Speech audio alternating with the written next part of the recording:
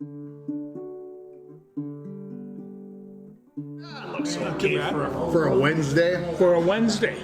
Welcome everybody to the Sports Wrap. He's George. I'm merely Rigner, and well, week 2 of the NFL season is in the book. George told me before we went on the air, let's get going. We've got football to talk about. I'm like, all right, let's talk football. We could talk. There's not much to talk about baseball, except that Albert Pujols is just still knocking the snot out of the ball and just really having a good time. And San Diego last night, they had standing rounds, every ovation every time he came up to the plate, and his Melita, the catcher, too. These guys, I mean, I'm telling you right now, St. Louis has got some holes to fill next year.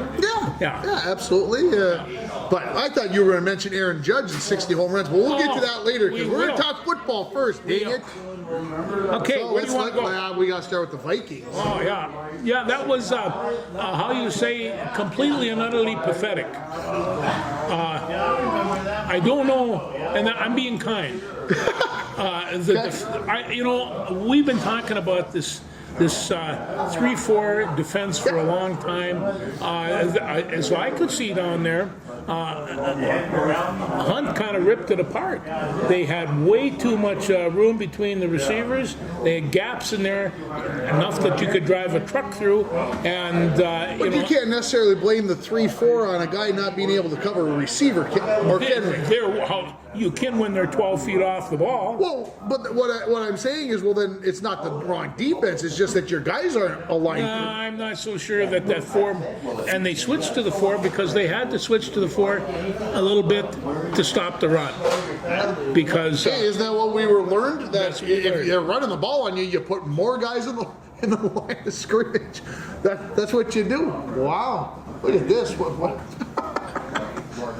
So we're getting presents in the background. You can't see what's happening. There's presents, temptations. So, thank you, by the way. Yeah.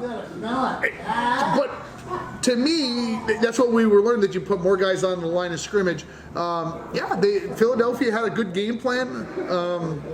The Vikings seemed initially unwilling to change out of it. But I will say this: 3-0 in the second half. So did you feel better about the defense because they held them to 3? When it was 14-7, I says, okay, this we could go out of the first half being 14-10, and then you come back and we're still in this ball game. Instead, what we had was 24-7, and the Vikings were out of the game.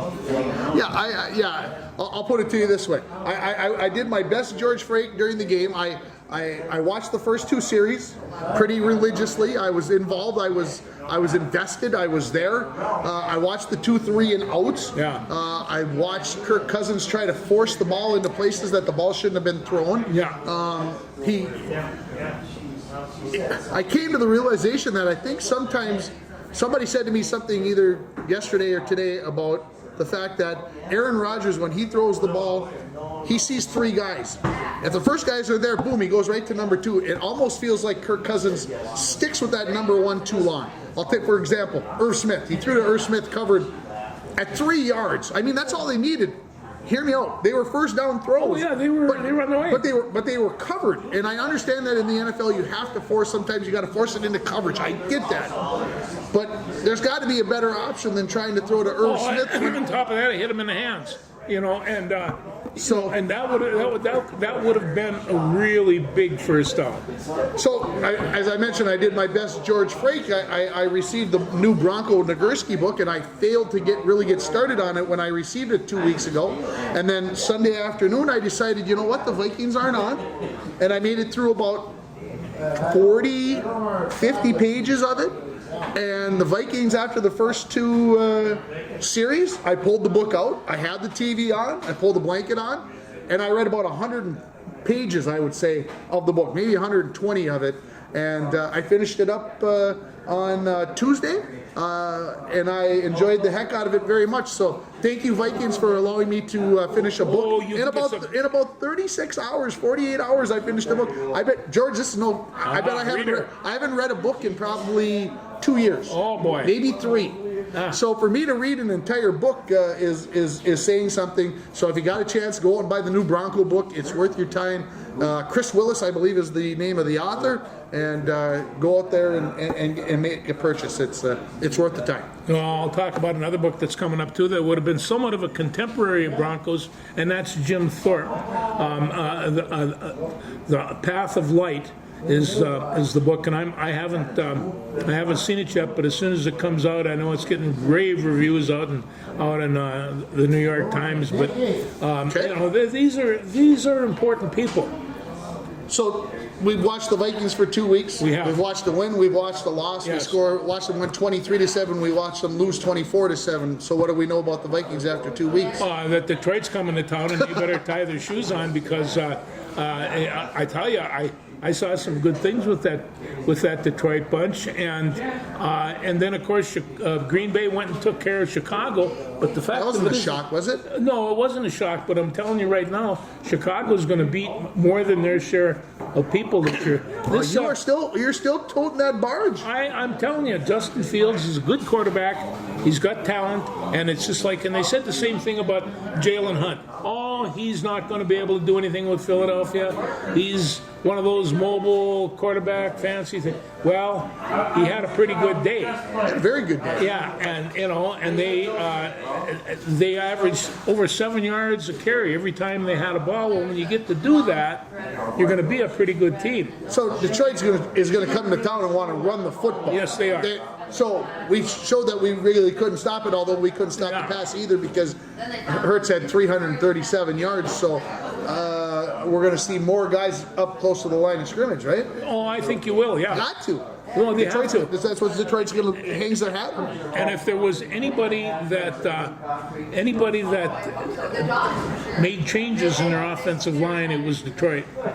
And so I think that they're a much improved team, and they're going to surprise a few people. So the Vikings win or lose on Sunday? Well, I'm always going to go with the win, because geez, they got all those tools there, Tim. They've got tools all over the place. Well, when you don't pull one of those tools out until the fourth quarter, it makes it kind of tough to win when Adam Thielen isn't a target until the fourth. Adam Thielen has not even been a factor. And what do you have? 2 catches against Green Bay, and I'm not sure that he caught any of this. Not till the fourth quarter. Not till the fourth quarter. The Vikings ran for 25 yards, and they've got this powerhouse running attack. 25 yards. Oh, I can get you too much. Can I say this after 2 weeks? Delvin Cook does not look engaged. He does not look like the runner he has been. He looks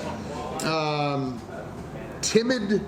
Maybe isn't the right word. He looks unimpressed with the offense. He no longer is the Mike Zimmer focal point of the offense.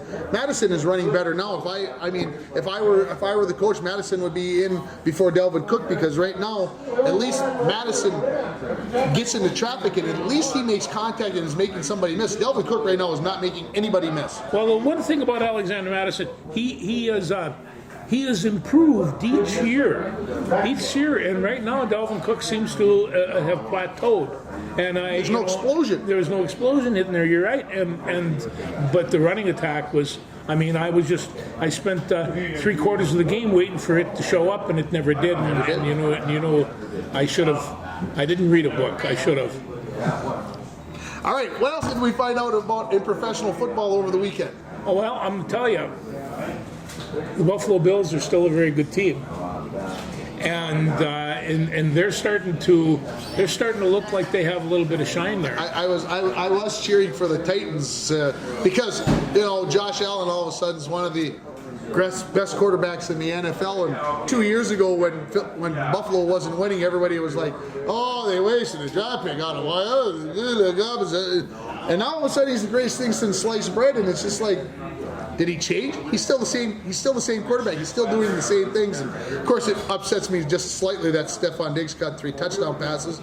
But yeah, that's obviously the Tennessee defense is not what it maybe has been or was. No, and I'll tell you, Buffalo defense. Eric Henry had 35 yards, 36 yards the whole game. 25. Eric Henry only had 25 yards. On 13 carries, your boy. 13 carries. That's less than 2 yards per carry.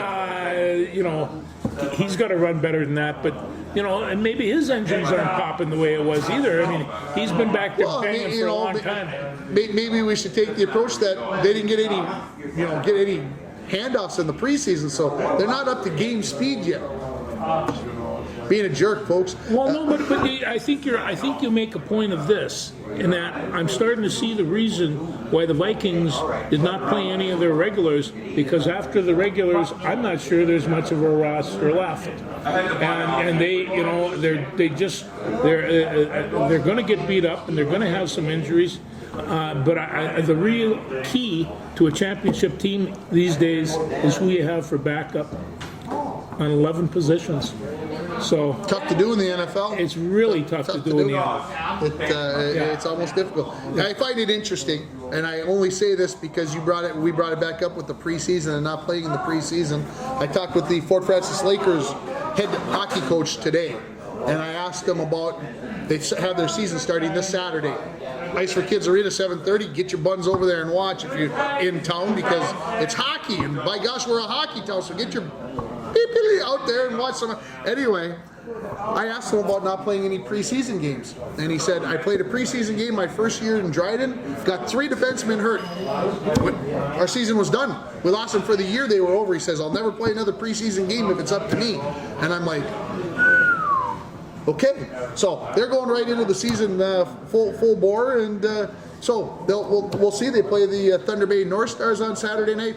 If you can't make it, you can listen to it on Lace Country 104.1, rjbroadcasting.com. I'll be there. This hockey season will then last 6 months? At least 7 months? At least 6 months. That's a long season.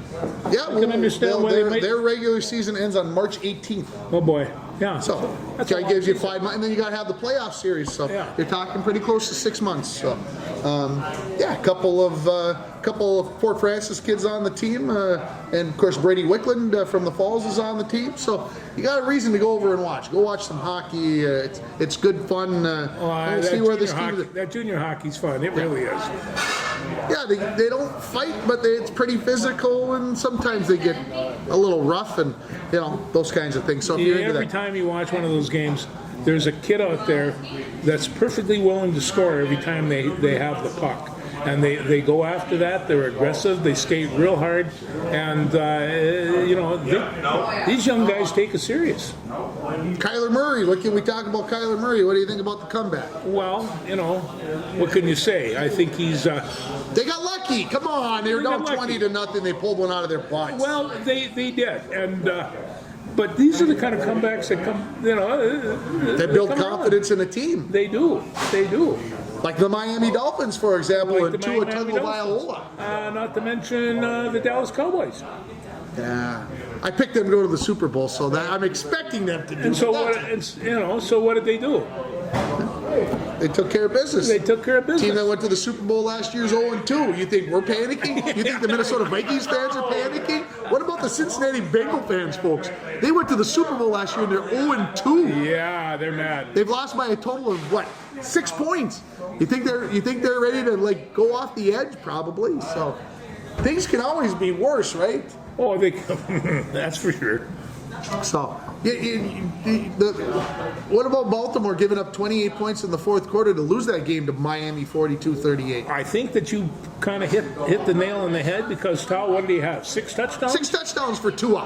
And I actually decided the other morning that I was going to learn how to say his name, and I'm gonna do it, and I'm gonna do it. Tagovailoa. Tongue. You gotta say tongue. Tagovailoa. And there you go. And after you practice it 200 or 300 times, then you get to Tal. Miami staked a lot on this kid, and I think that somewhere along the line he may just pay off. He was hurt the first year.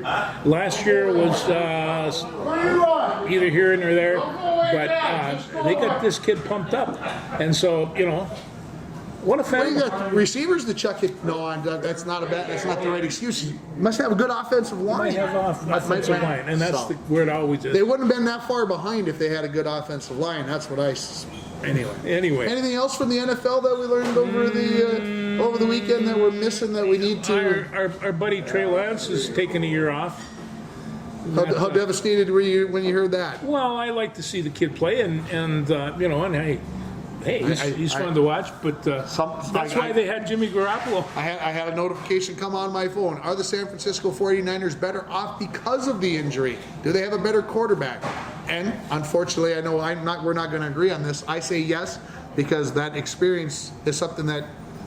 Oh, I can't disagree. I mean, one of the things about Garoppolo, he's lost very few games in his career. He's got one of the best records in all of football. So hook, crook, whatever, he manages to get the job done.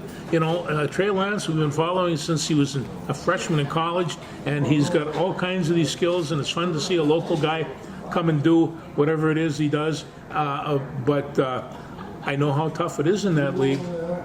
I'll talk about Carson Wentz as long as you want to talk about guys that are close. Talk about Carson Wentz. You want Carson Wentz from the first half? I did. We've watched Carson Wentz for a long time. Yes. Well, we'll see how Washington losing to Detroit. So anyway, it's going to be an exciting weekend this weekend. Let's transition to college football. Let's do that. What did we find out about the Gophers on Saturday? I mean, they want Mo not to be a Heisman candidate, and then he gets in a scrum and goes about 10, 12 yards with all these people. It's a classic rugby scrum, and I think, oh, look at that. Don't tell me they wouldn't put that on a Heisman highlight list. I mean, this kid is good. The offensive line is very active. They're faster than last year's line, so they can hit real well. And the thing is I think when they're playing Michigan State though this week, they're going to have to rely on Dylan White, Dylan Winter, and Otman Bell just isn't going to be around, and that was what really hurt them. Yeah, obviously that's going to have a big. And it was effect. a no-contact thing. Yeah, losing Chris Otman Bell is a big deal for the Gophers. I don't think it's going to change how they do things in the big probably scheme. Not. Obviously, somebody else is going to have to step up into that role and show that he's a class Big Ten receiver. Would have been better if Michigan State would have won last week at Washington, because now they're going to come in with a little chip on their shoulder, like we got something to prove. We can't lose 2 in a row. It would have been easier if they don't, beat Washington like 47-12, and they'd have kind of come in like. And keep this in mind: Michigan State's 2-point underdog at home. And this it might even be 2.5 points. Do the guys betting and gals betting no more than? I guess I ask it this way: are the Gophers? I feel like the Gophers have a chance to win the Big Ten West, no doubt about it. They're scattered. Wisconsin, the only one they're right now they're rated 4th, and the only one that they're behind is Penn State.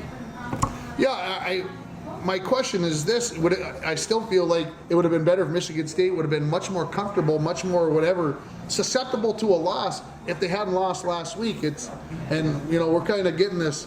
Well, we scored 49 points, and we did this, and we went for 500 yards, and our defense only gave up 7. What's going to happen when we face a little adversity? Because Michigan State's got athletes. We're going to face some adversity come Saturday afternoon.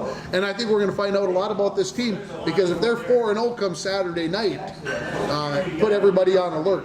Well, I think you're Tim and George are going to start putting down their money, saving their pennies so they can get to Pasadena. Listen, I've never been there on January, but this is kind of the deal that's going to happen.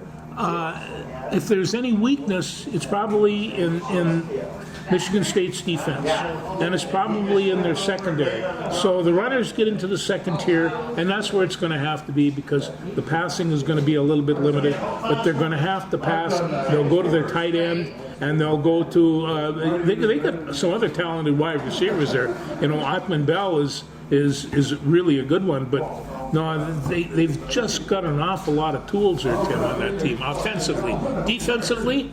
I just like the Vikings. Then I'll ask: do they win or lose on Saturday? I think they're going to win this one. I think they're going to lose by 1. 24-23 final score.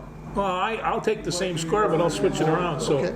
It's going to be close. It's going to be I close. hope they win. I mean, I obviously I hope that they win. This really is going to give an indication of how Because good a Bronco team that they really don't have. They really, if they get past this game, they theoretically should win the next 4 or 5 games. They should be going into November undefeated. Well, that's if they why- win this one. Hey, I'd like to go to Penn State, that whiteout thing, and put red all over that. What about that Penn State Auburn game? Was that a snoozer or Yeah, it really was, and It it's turned just out to be- and Auburn was kind of in it for a while, and then they fell apart, But Auburn's one of those things. They're a great school for recruiting, so they're never going to be far 1 or 2 years away. They lost their friend Bo Nix, but they have. I think the thing is, he left because he might not have been starting on this team. So, but yeah, no, Penn State's a very good football team, no two ways about it. how did Army doing Saturday? Army did all right, and they beat Villanova, but they lost Jacoby Buchanan, my big, wonderful fullback, and I don't know, But but they lose them too. they to a busted up knee. Okay. And so last time I saw him, he was on the sidelines on crutches with the same kind of boot my wife has. Okay. And so, but other than that, Army, I think the jury's still out on Army, still out on Navy too. So it could be that I'll tell you, a good team that in terms of the service teams, Air Force is going to be the team to beat. There you go. There's your military update for you on Wednesday, September 21st. Where was I going while you were discussing that? North Dakota versus Arizona. Did you stay up or North Dakota State? Excuse me. I watched the whole bloody thing until. I made it till o'clock, about 5 minutes left, and my eyes just would not It, stay open any longer. It was I'll impossible. tell you, you want to watch Bison fans. It's really, they're there, they're screaming, they're shouting right to the bitter end. It was the fans that kept me going. But, I'll tell you, North Dakota and the FCS, they're still the team to beat. And I'm sure that they're going to be fine. They're ranked number 1. South Dakota State's ranked number 2. And these teams have given a very good accounting of themselves, as has North Dakota. So, it's been interesting to watch the FCS teams against the Power 5 teams because they're not that far apart, Tim. They just simply are not that far apart.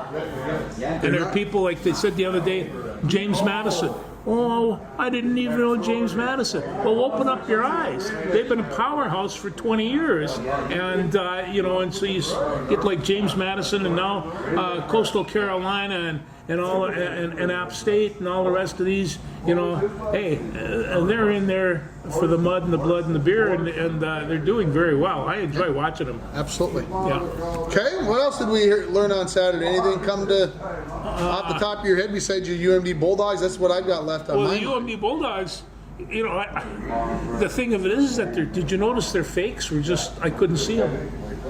This is because the fog was so bad that, you couldn't watch it. I didn't know what I was watching. It was tough to watch. It was really It didn't tough help to that Vinny Repish and Tom Hansen kept saying, I can't see the ball. Guys, we already know you can't see the ball. That being said- neither can we. Come on, let it go. Hey, good to hear from Vinny.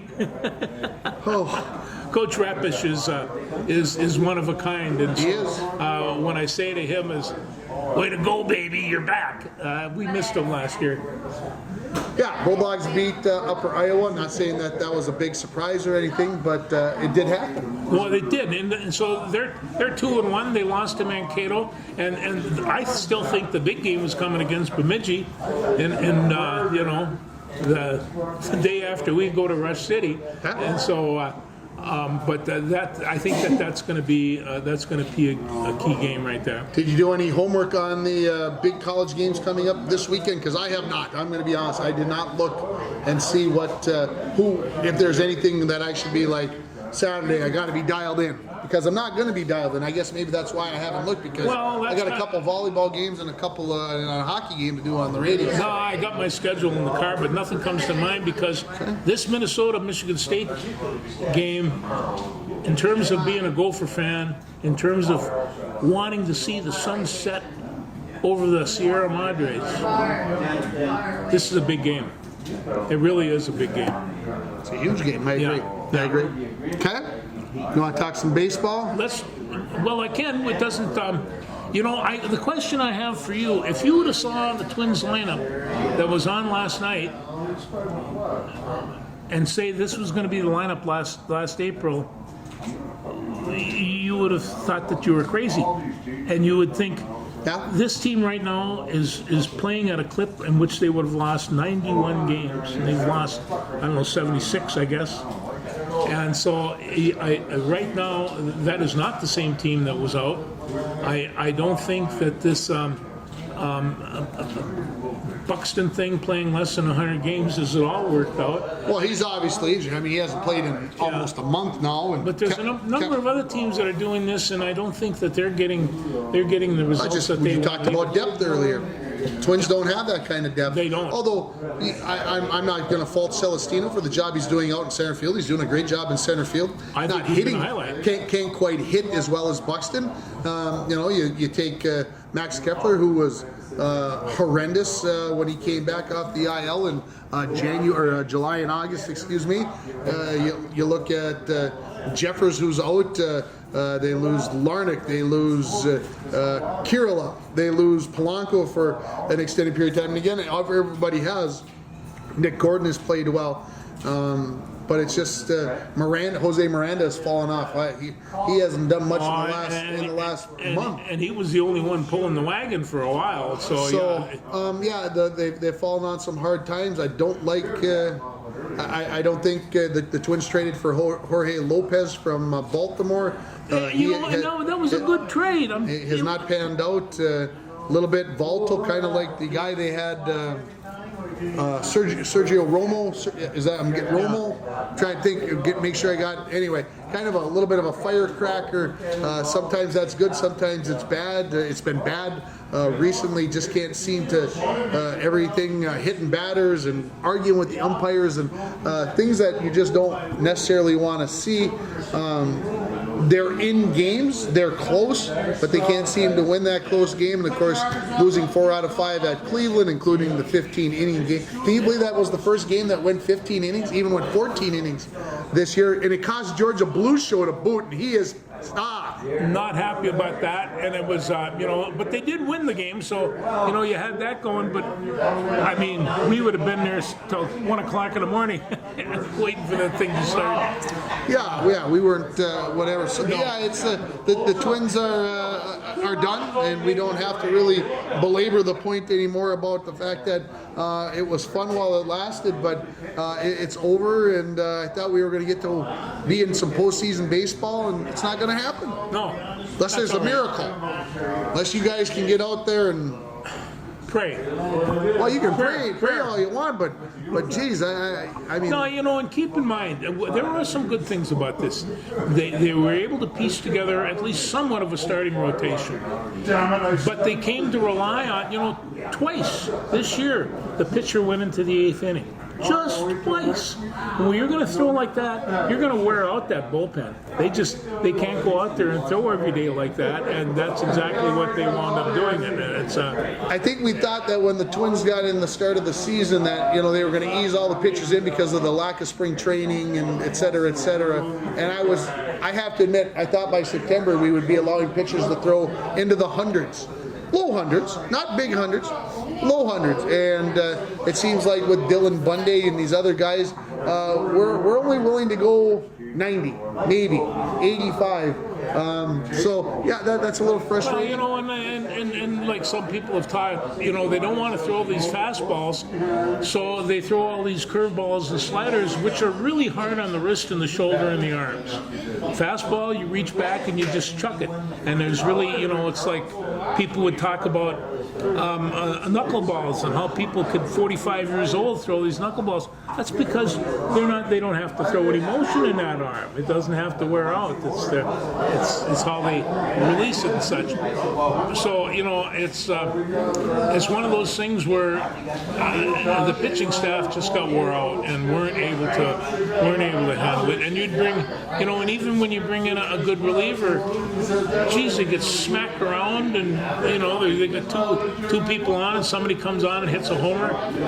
The scary part is we're playing the Central Division. We're playing Chicago and Cleveland, who aren't even close to the best teams in the American League. So we can only imagine what would happen if they were playing the So I do want to talk about Aaron Judge a little bit, because obviously hitting a 60th home run in the season, no matter what type of cracker jock paper box field you play at, it still has to be said that 60 home runs is 60 home runs. Well, the 315-foot mark on this last home run, I thought, that's not very far. I think maybe Yankee Field was built for Aaron Judd, and so anybody that wants to go deep, that's going to destroy the center fields around. But having said that, I do have to admit he is leading the league in RBIs, which of course goes with hitting home runs. That kind of goes together. But he's batting .316. He now leads the American League in batting for average. When was the last time we had a Triple Crown winner? Miguel Cabrera won it in 2012. Okay, that was the last time. Every 10 years. So I'm hoping Luis Ariz gets his head out of his rear. Sorry, Luis, I love you, but he needs to start putting the ball where they ain't, and get that batting average back up, so Aaron Judge does not win the Triple Crown. That's my hope. That's what the Twins have left to play for. I have to say this about Aaron Judge. When he's up there swinging that stick, boy, I'll tell you, whether he is the part, he certainly looks the part. And when he hits that ball, man, it is gone. And so he's going to sign a new contract in the offseason, whether it's with the Yankees or somebody. So what, you're predicting a raise? Yeah. What number are we thinking? I mean, I'm talking. Let's say that it's going to be a 10-year contract. 10 years. What's the number on the end of it? How many million? Yeah, that's got to be close to. That's got to be 180, 100, 200, close to 200. I'm going to go 500 million. He's going to be the first $500 million man in baseball. He's going to get 50 million per year. We're paying Carlos Correa 35 million, and he's batting .270 with 20 home runs, and he's a great defenseman. Don't get me wrong, folks. I love Carlos Correa. But Judge hit 60 home runs, 128, and batted .316 right now. That's what he's batting right now. So if Correa is worth 35 million, Aaron Judge is worth 50, and it's not even at the 500 million. If it's 10 years, it'll be 500 million. So what does Mike Trout make right now? He makes about 30. I think he gets about 37 million per year. And he's going to be getting a raise, I understand, as well. Well, the Angels can keep doing that. They're in the same spot that the Twins are going to be, eliminated from the playoffs. But it's an interesting question. Will Carlos Correa be with the Twins next year? I think he will be, because, well, I don't know that, because they have a pretty good shortstop backing him up. But do you think Max Kepler will? No, Max Kepler's done. Yeah. They are going to have to move on. Boy, we had fun, Max. It was joyous. We loved having you around, but it'll be if he's still playing, it'll be with somebody else. Oh, he's so stiffened up and looks so uncomfortable at the plate, and he never looked like that before. I don't know where he's coming from or what he's doing, but he did not have a very good year. In fact, the last two have been shaky. The Mets and Atlanta are a game apart, or two apart, real close. You want to pick one of them? They got two from today. There's 2 weeks left in the season. No, I'm right now. I think the Mets are gonna prevail, just because, well, it's their time, and Atlanta was there last year. So and I think do they play this coming weekend? It's possible. Yeah, I haven't looked. So they're going to be able to straighten that out themselves. Atlanta's into the playoffs. The Mets are in. The Dodgers are in the NL. Obviously, the St. Louis Cardinals look like they're going to win the division. They're eight or so games up on the Milwaukee Brewers. Houston's in, and that's really all we know in the AL, because nobody else has clinched a spot yet, although we're pretty sure that the Yankees, Toronto, Toronto, Tampa Bay, and Seattle will be the wild cards. But don't bet out on the Baltimore Orioles. They still have something to say, possibly in that mix. We'll see how things go. So well, and you just can't skip by those Dodgers, because that, I think, is still the best baseball team in the business, and I think they're going to take care of business. That's what we said last year too. And anyway. No, but for cousin Joey, I'd love for the Cardinals to pull it back and go in and beat somebody and get into the finals. Cheer for the underdogs. Cheer for the underdogs. Cardinal Dodger series or playoffs. There'd be nothing the matter with that. Okay. What else we got to discuss? Well, just before I go there, how about a Mets-Yankees series? How would that be? Click. I thought I'd bring that up. There would be no watching of the World Series for Tim. No, I will not. No. 2 New York teams would be a disaster for That me. being said, but the New York Mets are kind of fun to watch. They got great pitching staff. They got clutch hitting. They got a good baseball team. They have that. So I mean, what do you do when the Mets beat the Yankees? We cheer for that. Yeah, we cheer for that. We cheer for that. It would hurt, but we would do it. We would cheer for that, yeah. It'd be like cheering for the Pittsburgh Steelers over the Green Bay Packers. No, I probably wouldn't do it. I probably would cheer for the Packers instead of the Steelers. Well, speaking of Steelers, that Oslowski from Bemidji State, he went from New England, and he's doing the very same thing with Pittsburgh. Hey, fumble that punt, hit him right in the skull. Right in the mouth. Right in the mouth. Yeah, it did. And that wasn't good.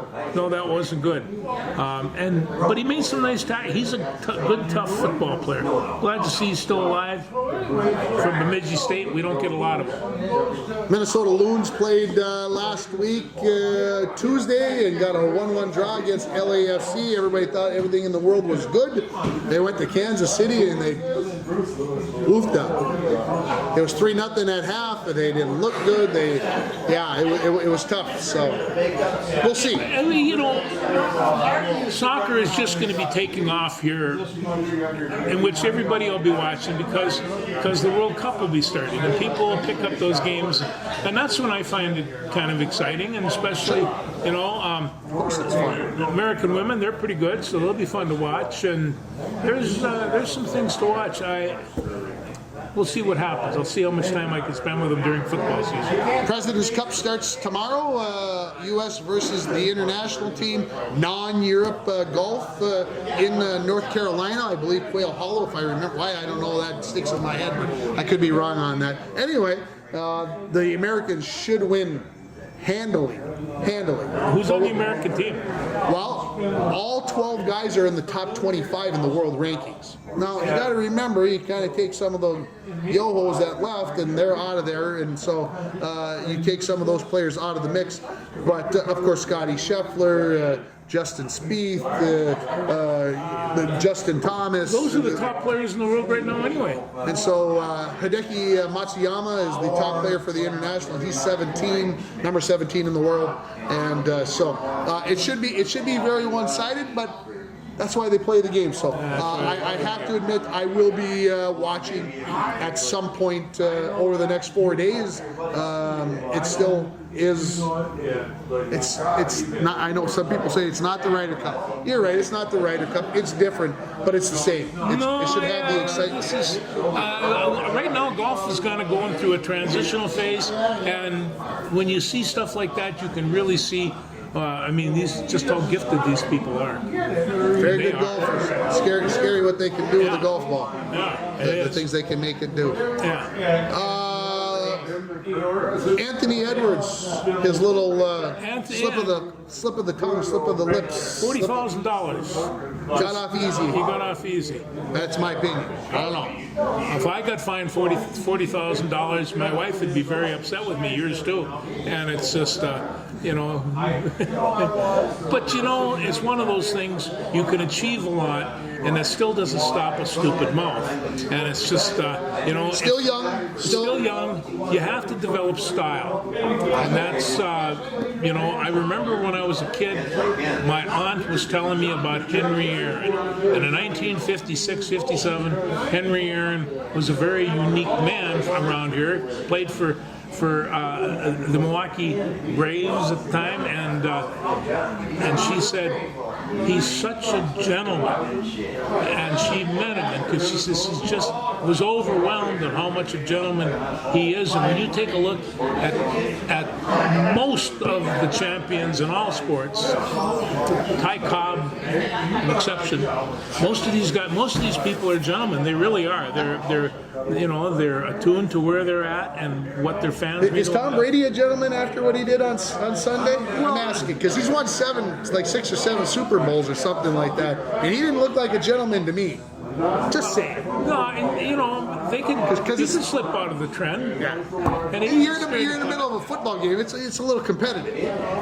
But see, and this is, and I mean, and a lot of these professional players, I mean, what do they get? They get to do an insurance commercial or something like that, and they're doing some of the rest of this stuff.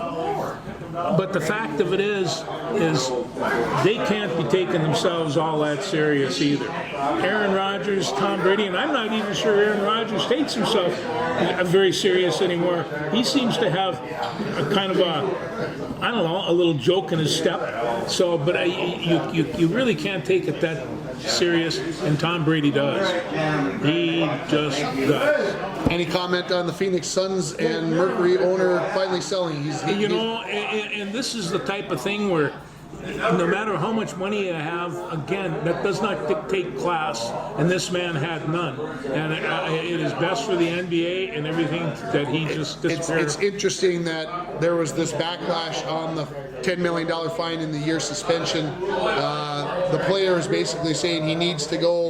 Lots of people say he needs to go, and he decided, whether he was pushed or whatever, but that he's going to sell. He announced that today, and I thought, sometimes you got to cut your losses, and I'm sure he's going to do just fine financially. By the way, when he sells his shares, I'm sure he's going to do okay on that. But having said that, that's where that's at. Well, and I don't know what the deal is, the ownership of the NBA, but I know that I mean, I like Big Mark and all the rest of those guys. They're kind of cool, but this man is cruel, and you can't be doing that when you're in a public business like that. Minnesota Wild start training camp tomorrow. Yes, they are. First preseason game is on Sunday. Yes, isn't that something? You want to make any bold predictions about the Wild? I think that they're the best hockey team that we've had around here in a long time, and they're going to do just fine. Your good friend Mike Bolstead told me the other day in the radio station the Wild will miss the playoffs this year.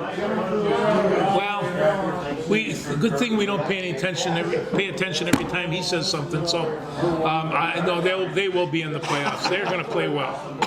they got their team almost intact. We got Marc-Andre Fleury, don't we? Yeah. He's the greatest thing since sliced toast or something. Yeah, that was. Well, we both feel that we have our own opinion on that one, but they have a good team. They just do. And Kirill the Thrill is going to be. He'll just be coming into his own. What is this? His fourth year? Third year. Well, he'll be just scorchy. He just will go. Scorchy. Put that one down, folks. Scorchy. That's gonna be our new word on here. Scorchy. Burning those goaltenders. Well, I used the word beery before the show. Scorchy. That's hot stuff right there. That's hot stuff. Anything else? Let's just go through. I can go through my. Go through your list. I'll talk a little high school sports. Do that. Girls swimming and diving lost to Mesabi East yesterday. That was their first loss of the season. The Bronco girls volleyball team lost to Ely yesterday, so they're now 9-2 after a couple of wins last week. The Bronco football team lost on the road to Mesabi East 29-6, so they're 0-3. The North Central Stars only lost to MIB by a score of 54-30. I think that's a fabulous showing. You want to talk about wins that maybe you don't necessarily get in the win column. I like that one. Who else? Let's see. The Fort Francis football team lost 17-0 in Winnipeg. Let's see. Oh, the Indus volleyball team, they're 5-0 on the season.